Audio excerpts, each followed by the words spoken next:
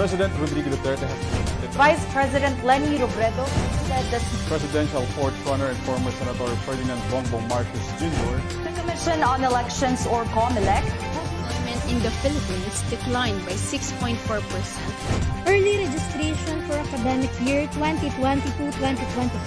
Two suspects identified as members of the Basag Salamitay group were arrested. The Commission on Elections, the COMELEC, is set to send vote counting machines. Singer actor Ronnie Liang has achieved another milestone in his life. Bringing you the top stories for tonight, I am Alvin Pelobello. and I'm Trisha Gafitos. Welcome to Eurotv News Tonight. Your news, our business.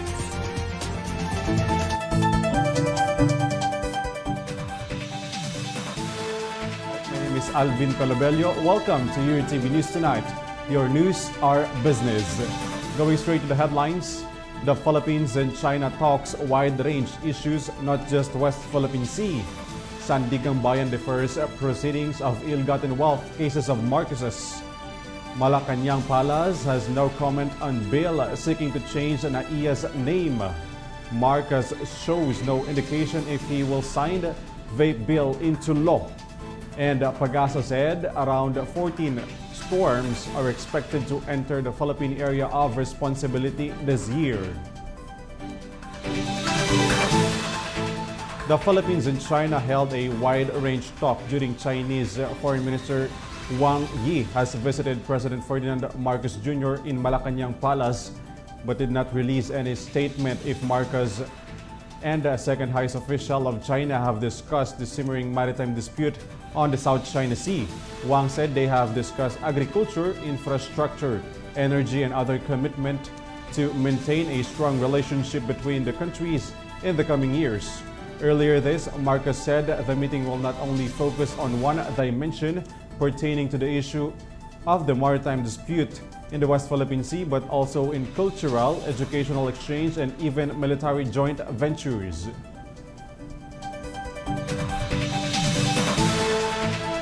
Meanwhile, the Sandigang Bayan has deferred proceedings of the complaints against the ill-gotten wealth of Marcos's family. This follows the request of Marcos's camp, represented by attorney Manuel Plaza, asking the court to give them more time to look for their records. Plaza added that they just wanted to make sure that the witnesses and evidences to be presented in the court are admissible.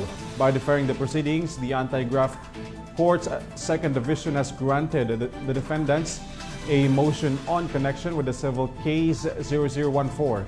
The said proceedings will resume in the first week of the following months.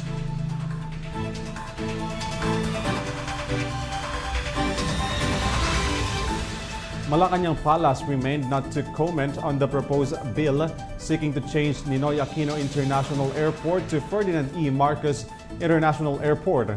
Press Secretary Attorney Trixie Cruz Angeles said Malacanang has refused to express a comment on the proposed bill filed by Negros Oriental 3rd District Representative Arnulfo Teves Jr. The bill has filed in the lower chamber right after President Marcos has taken his oath as the country's chief executive. Cruz Angeles has insisted that there are other priority issues that the government should focus on right now.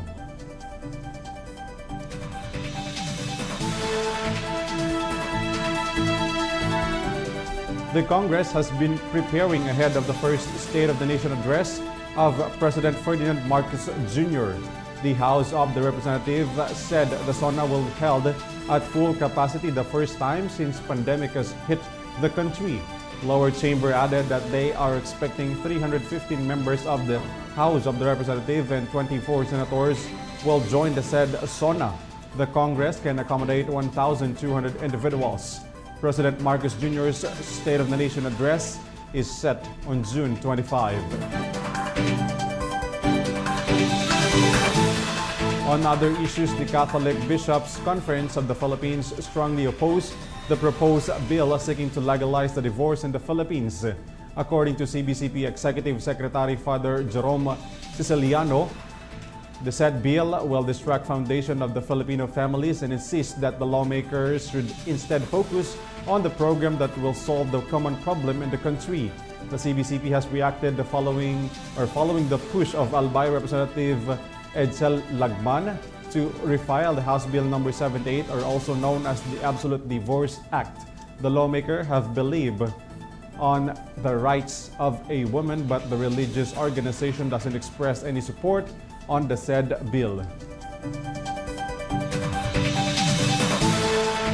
The Office of the Vice President has opened its satellite offices, which offering social services such as medical and even burial assistant. Let's hear more from Vanessa Cleofas.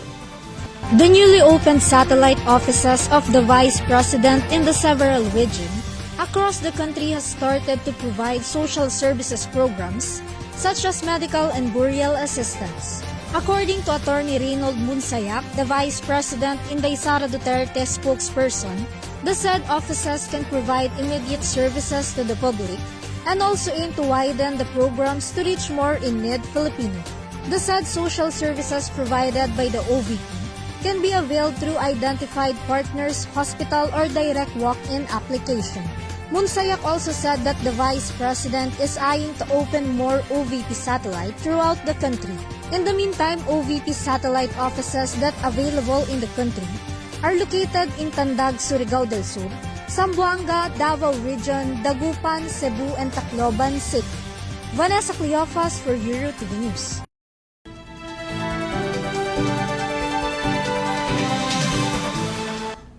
Stay tuned for more stories as Eurotv News Tonight returns.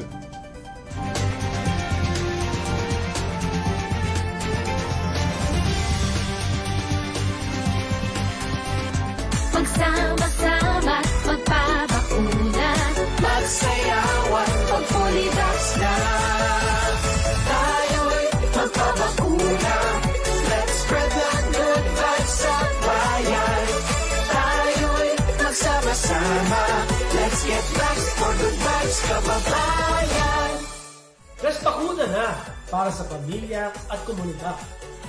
Magpa-booster para sa total protection. President Ferdinand Marcos Jr. has shown no indication if he is for or against a bill seeking to regulate e-cigarettes, which leaves the measure still in limbo months since 18 Congress came to a close. The Vaporized Nicotine Products Regulation Bill, or the VAPE Bill, had been waiting for the signature of Marcos Jr.'s predecessor, then President Rodrigo Duterte, since early June, as health advocates and tobacco stakeholders continued to push either for its veto or passage. According to Press Secretary Trixie Cruz Angeles, there has been no indication and President has not commented on these bills as of now. The DOH earlier urged Duterte to veto the vape bill to protect the Filipinos, especially the youth.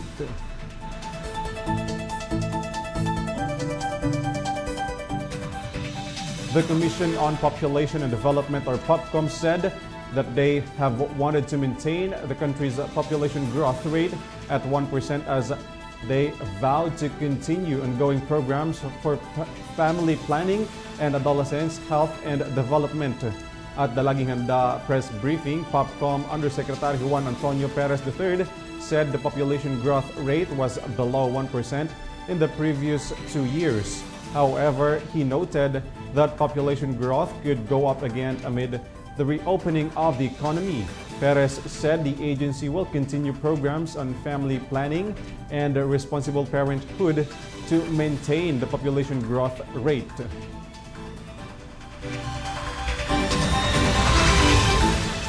In other stories, the Philippines remains at low-risk classification in COVID-19 despite the increase in cases of the viral infection, according to the Department of Health.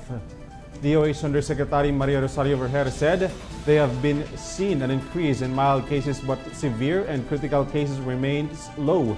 Vergere also added that the infection with Omicron will be treated like flu virus in the coming days. Earlier, an infectious disease expert said the country is near COVID-19 endemic.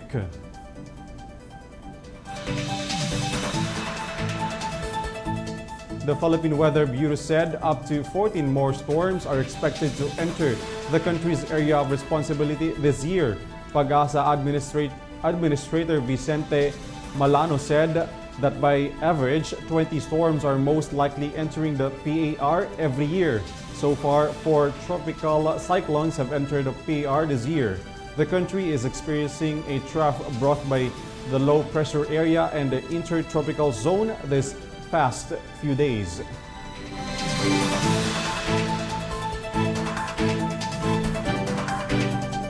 Sa ngayon po, mayroon na po tayong 4 na tumama o pumasok sa ating Philippine Area of Responsibility. Ang ating average po ay nasa 20 per year or annual average na pumapasok sa ating Philippine Area of Responsibility. So inaasahan po natin nasa 11 hanggang sa 14 na bagyo pa na pwede pong pumasok sa ating Philippine Area of Responsibility, at ang karaniwang bagyo po na tumatama sa ating kalupaan ay towards the end of the year. At malalakas po yung bagyo na atin pong nararanasan during the last quarter of the year. Related to this, 2 tropical cyclones are expected to enter the Philippine Area of Responsibility next week, according to the State Weather Bureau Pag-asa. Pag-asa said this might be experienced after 3 days based on their monitoring. Pag-asa Administrator Vicente Manalo said the upcoming weather disturbances are most likely the same with the previous tropical cyclones who have already entered the PAR. ITCC prevail.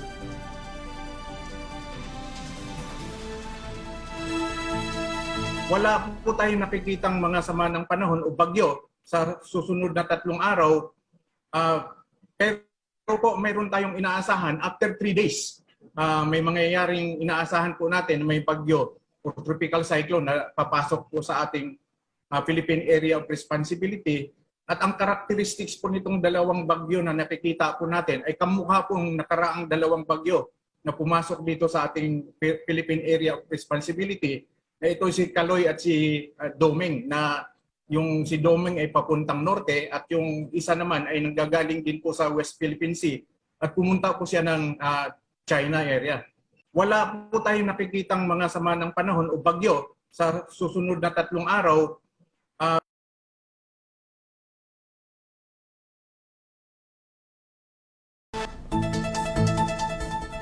Related to this, scattered rain showers and thunderstorms are expected over Visayas and 5 other regions due to intertropical convergence zone. Pag-asa said other affected areas aside from Visayas are Bicol Region, Palawan, Caraga, Northern Mindanao, and Zamboanga Peninsula. Meanwhile, Metro Manila and the rest of the country will have partly cloudy to cloudy skies with isolated rain showers or thunderstorms brought by the ITZZ and localized thunderstorms.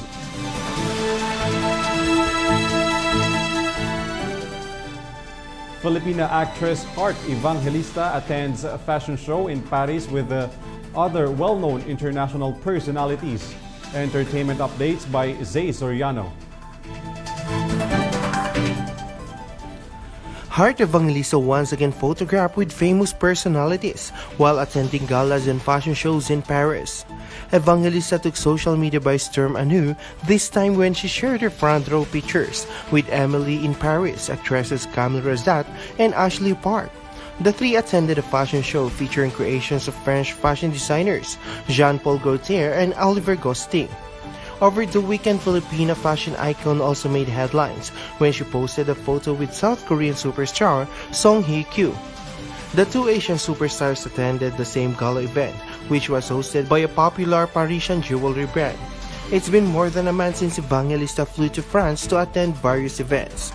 Aside from gracing the Paris Fashion Week, she also went to the Cannes Festival and attended a gala event for AMPAR, a non-profit organization that aims to help AIDS research. This has been Zay Soriano for Eurotv News. And those were the top stories for tonight. You can visit our social media accounts, so facebook.com/official Eurotv News for the latest and hottest update. Once again, my name is Alvin Pelobello and you're still watching Eurotv News Tonight. Your news, our business.